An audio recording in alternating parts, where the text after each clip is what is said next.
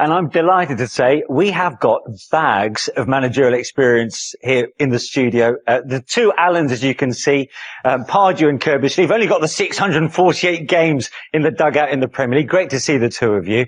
So what's it like being a Premier League manager, Pards? Difficult.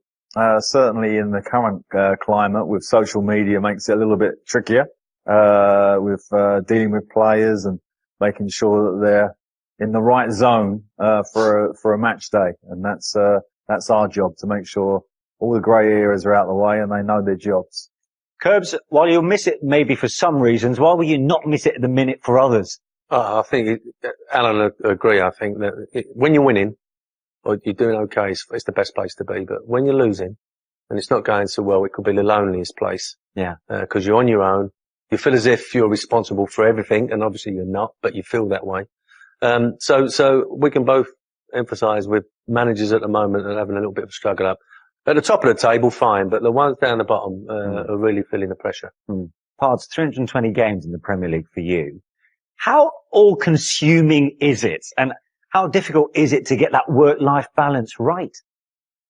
Well, particularly your kind of management of yourself is very important, because you're getting pulled by everybody to do certain things, and so you need to kind of channel your energy. So the most important thing is the result. And as Kerr was just referring to, you know, when you're on a winning run, life is easier. The management of the week is easier. When you're on a losing run, the management of the week is very, very difficult. Yeah. And sleep is a problem, your sleep patterns, your family, and everybody else gets involved. So yeah, it's tough. It's a tough life. You get well paid, of course, for it. Yeah. But it's a tough experience. Would you wish in many ways it doesn't affect you in that certain way? Yeah, but it's such an emotional business, isn't it? Football. It's not like any other business. And, you know, you get pulled from pillar to post. Every day you're meeting fans, you have to do the press, and you have to answer difficult questions, if you like. And everyone's affected. As Alan said, your family. I think that most managers will have 2 or 3 phones. Yeah. One for the family, one for the agents, one for the players or the club. Yeah. Just how difficult it is. Yeah. But, you know, when you're winning, it just seems to flow. And perhaps that's when you've got to take stock of it even more when it's going well. And not be so high when you're on top of it, and not be so low when it's going the wrong way. Yeah, you hear that a lot, don't you? You want to find that medium, but it must be difficult not to be too high or low whenever you pick up, you know, a certain result or another. This time of the season's quite busy, particularly now that we've got the final international break out of the way. What's it like as a manager now? Because I suppose it's relentless from here on in.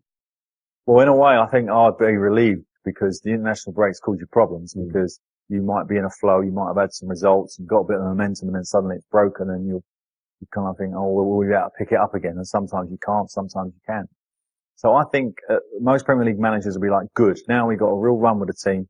Let's start getting some results under our belt. But of course, now after this period of games, this league is starting to take shape, and it's starting to take shape roughly about the finances of the club's position. And that's why you're getting the top clubs starting to creep near the top.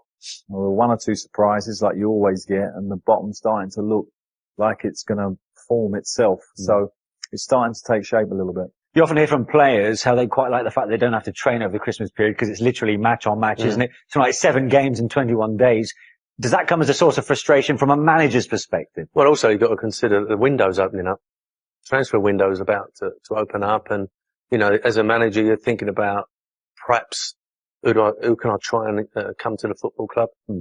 Am I going to get a bid for one of my big players? You know, that sort of thing's all jostling around, and as I say, you're getting phone calls from agents. This player could be available, that one. And you start understanding that the group is being affected because the window's coming up. You can start seeing 1 or 2 are acting a little bit differently, because they're obviously in talks or something like that. And one of the players might come to you and say, oh, you know, you might be getting a phone call. Well, okay.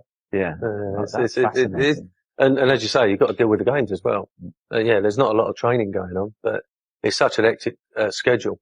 But, you know, I think that for me, when it comes to this period, you've got to be about the squad, and you've got to start trying to, you can't preempt stuff, but it is about the squad, because there's so many games involved, and try and educate the squad that you can't play in all of them, you know, and we're going to make changes, and it's because we feel that, you can't cope with that amount of games and the pressure you're under. Well, there's only one place to start as we look back at the managers involved in this current Premier League campaign. Two managers who've obviously been very much at the forefront for the last 2 years, in Pep Guardiola and Jurgen Klopp. Before we get into the nitty-gritty after what we've seen so far, how lucky are we to have two managers of such great pedigree on these shores? Well, that's the beauty of the Premier League. I mean, it is the best league in the world. You only got to travel. I'm out of work, so I travel and watch a lot of games abroad. The level is nowhere near the Premier League level. So you're getting the world's best players. Not all of them, of course, but you're definitely getting the world's best coaches here now. And, the top clubs are taking them in. And these two guys are probably the two best in the world. Really head to head battle over this last 18 months has been fascinating for everybody. And, the two teams that they've evolved, slightly different in their approach, both brilliant teams. What have you enjoyed in particular in the tussles between these two? Well, what I've enjoyed about Guardiola when he came to the Premier League, he changed the Premier League. We've got to admit that, playing out from the back and etc. Not all the teams were doing that before he arrived. And, people have had to cope with that.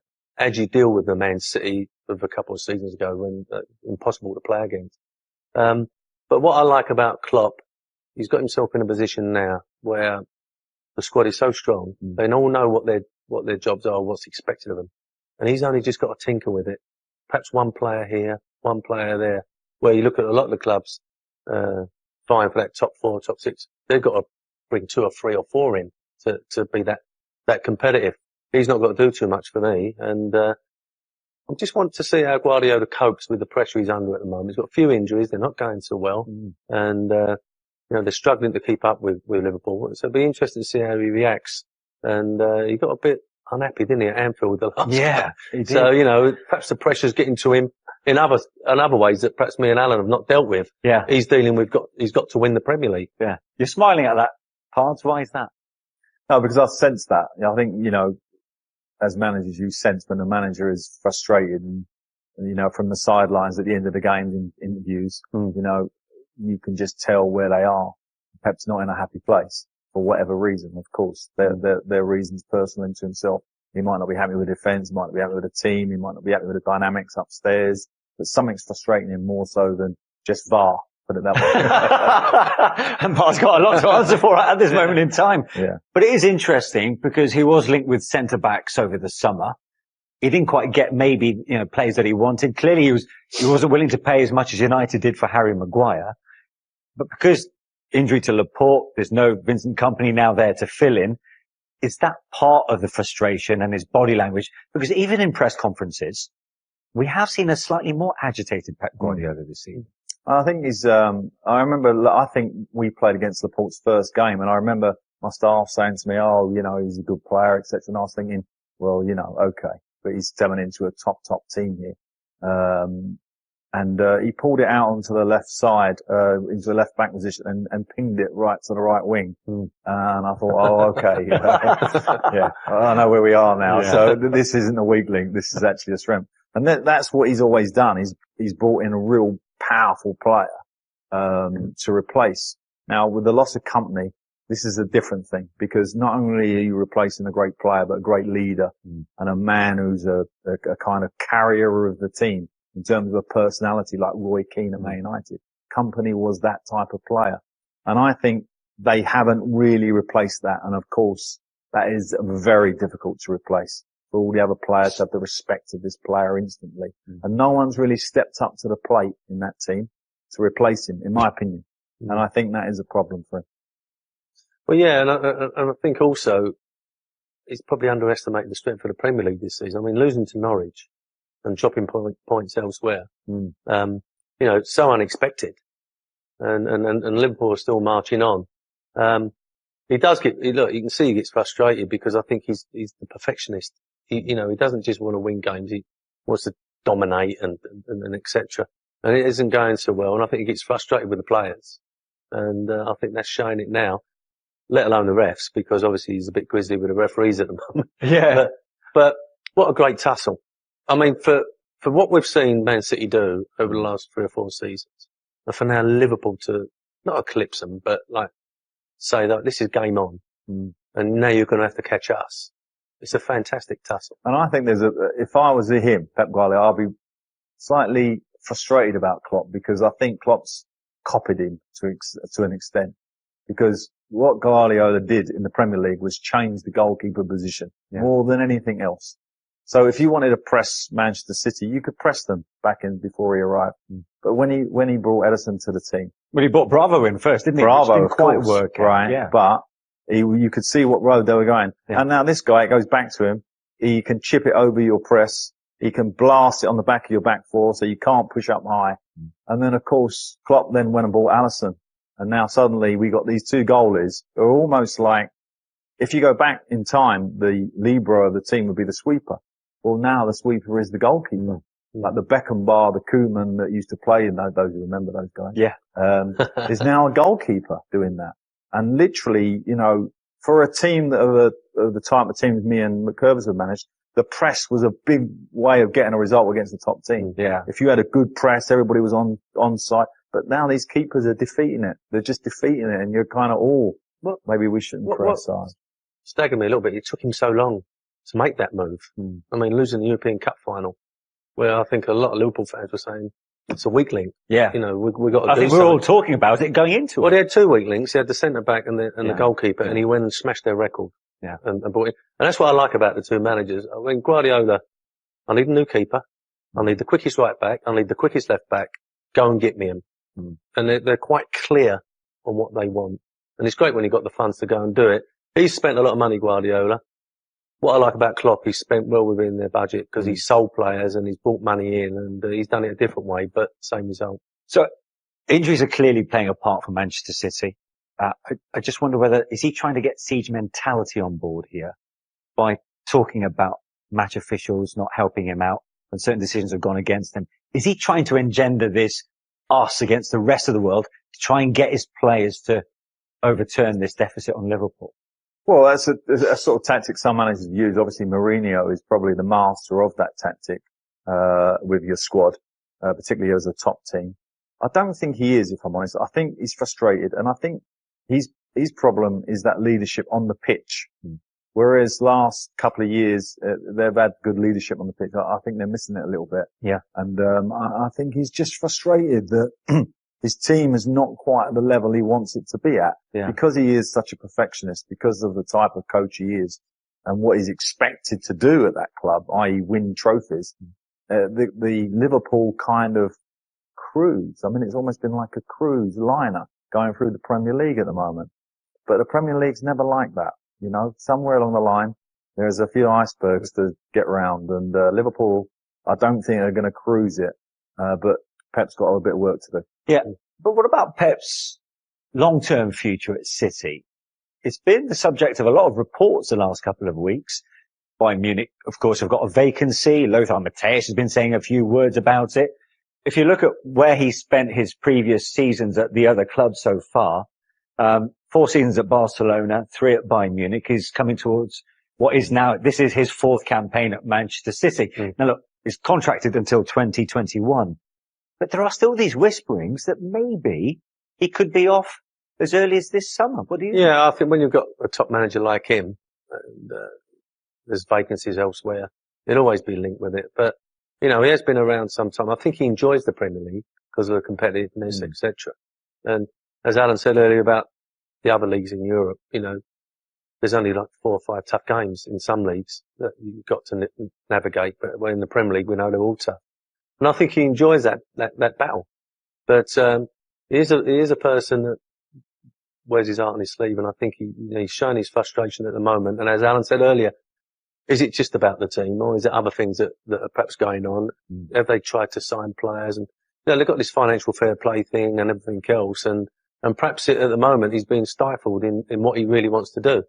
But when you've got a manager that's strong and powerful, if he wants to leave, he'll leave. And they've also got the problem, of course, of their appeal going down this week, in terms of, there might be a ban coming their way. Now, if he feels he's got major structural problems in the team and he can't address it in the transfer market, then maybe he will think again. As you talk about that source of frustration, perhaps. Yeah. The 9-point deficit is what separates Liverpool and Manchester City. And just looking at what's on the horizon for both these clubs then, this is quite interesting because Liverpool have this 9-point lead over City, having had a tougher start to this season. Look what City have got to come. Chelsea, Manchester United and Arsenal amongst their next 6. Can you see that points gap widening or getting closer over the course of those 6 fixtures? Well, somewhere in those fixtures, on the horizon is this World Club Championship. Yeah. So, Liverpool and the League Cup, of course. So Liverpool have got a schedule that, unfortunately, it's just impossible. It's too long. It's too big. They've got a lot of travel. So yes, you can argue that looking at the games, it's fairly obvious to say that, Liverpool look like they've got an advantage there, but maybe they haven't. And sometimes when you get a big lead as well, it creates pressure because you're kind of thinking, oh, we're okay. And then you lose a game and then suddenly the margin is shorter. So this happened to you, didn't it? Yeah, it happened to me at Reading. We was cruising, the division and we had 10 games to go. We looked like comfortable. And, after 9 games, we had drawn all 9. We were thinking, oh my goodness, this is going to be, we managed to draw the last one and get over the line. But, it kind of wears you down a little bit sometimes that the gap is decreasing. So that's different pressure. At the moment, they're nice and comfortable.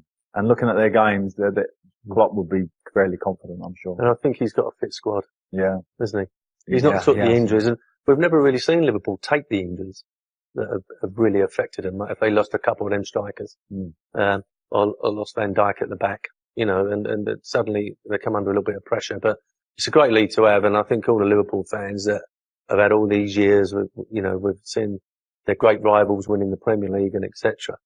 They've got to believe this is their year. What was interesting to see, Pards, is that obviously 4 years ago, since Jurgen Klopp first arrived in the Premier League, his first defeat, though, in the division was against Crystal Palace and an Alan Partridge's Palace. What do you remember by that? I mean, it was a 2-1 win at Anfield at the time. Well, he wasn't happy. I mean, I can tell you that now. Did he come and have a drink afterwards? No, he didn't. No, he didn't. He just had a drink with his analysts. But nevertheless, we was on fire at that time, and we had Balassi and Zaha in top form, and we deserved to win that game. And but like anything, like these people underestimate top managers. Fergie was the same. Mourinho. When you beat these top managers, they're not taking it lightly. No. But particularly, they know your team is not technically as good as theirs as well, so they take it a bit more personal. A bit of pride there, isn't it? Yeah, exactly. Yeah. I've got a better technical team, you've beat me. So there's a kind of like, I used to go in the room and hang around. Yeah, I bet I was going to come in at some stage. Because you go and win at Anfield, and at Highbury and at Old Trafford, etc. Hang around and wait for them. Yeah. Because whenever we used to go in their rooms, they're all happy, nice glass of wine. Well, they've won. Yeah. Eh? But when the shoe's on the other foot. Yeah, they don't come in too quick. What was he like in the opposite dugout? Klopp? Yeah. We had a couple of, disagreements. Yeah, no VAR that time, but yeah. His VAR was different to my VAR. Yeah. Yeah.